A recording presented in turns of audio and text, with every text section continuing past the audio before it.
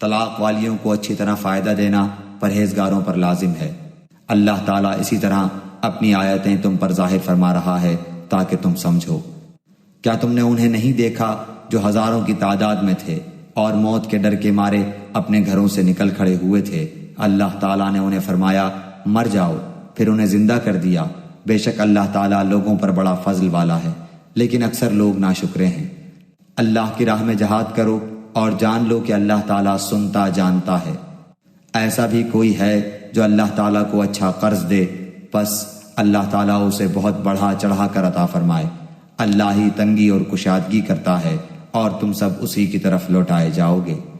کیا آپ نے حضرت موسیٰ کے بعد والی بنی اسرائیل کی جماعت کو نہیں دیکھا جبکہ انہوں نے اپنے پیغمبر سے کہا کہ کسی کو ہمارا بادشاہ بنا دیجئے تاکہ ہم اللہ کی راہ میں جہاد کریں؟ پیغمبر نے کہا کہ ممکن ہے جہاد فرض ہو جانے کے بعد تم جہاد نہ کرو۔ انہوں نے کہا بھلا ہم اللہ کی راہ میں جہاد کیوں نہ کریں گے؟ ہم تو اپنے گھروں سے اجاڑے گئے ہیں اور بچوں سے دور کر دیے گئے ہیں۔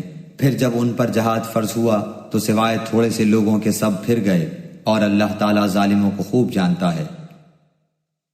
اور انہیں ان کے نبی نے فرمایا کہ اللہ تعالیٰ نے طالوت کو تمہارا بادشاہ بنا دیا ہے، تو کہنے لگے بھلا اس کی ہم پر حکومت کیسے ہو سکتی ہے؟ اس سے تو بہت زیادہ حقدار بادشاہت کے ہم ہیں، اس کو تو مالی کشادگی بھی نہیں دی گئی۔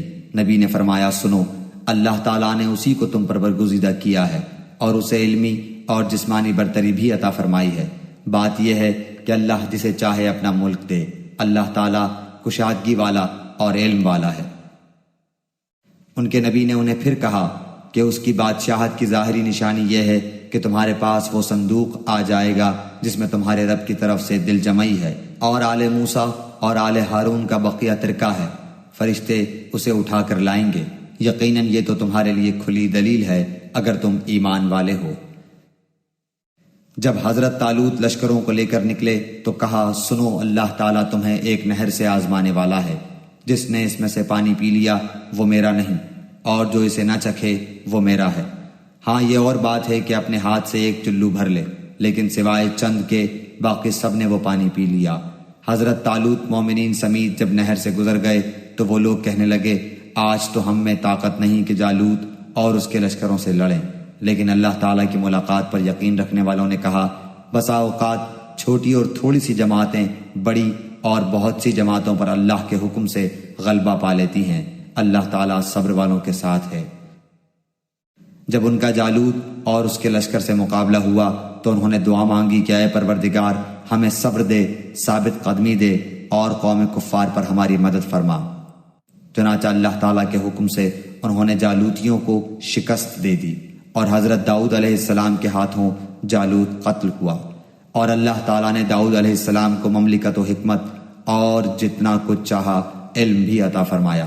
اگر اللہ تعالیٰ بعض لوگوں کو بعض سے دفع نہ کرتا تو زمین میں فساد پھیل جاتا، لیکن اللہ تعالیٰ دنیا والوں پر بڑا فضل و کرم کرنے والا ہے۔ اللہ تعالیٰ کی آیتیں ہیں جنہیں ہم حقانیت کے ساتھ آپ پر پڑھتے ہیں، بالیقین آپ رسولوں میں سے ہیں۔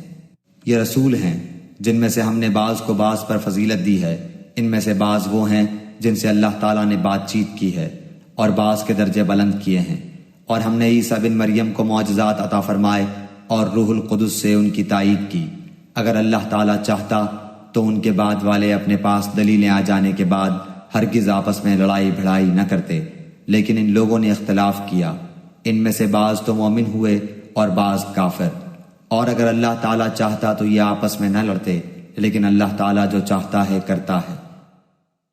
اے ایمان والو، جو ہم نے تمہیں دے رکھا ہے اس میں سے خرچ کرتے رہو، اس سے پہلے کہ وہ دن آئے جس میں نہ تجارت ہے نہ دوستی اور شفاعت، اور کافر ہی ظالم ہے۔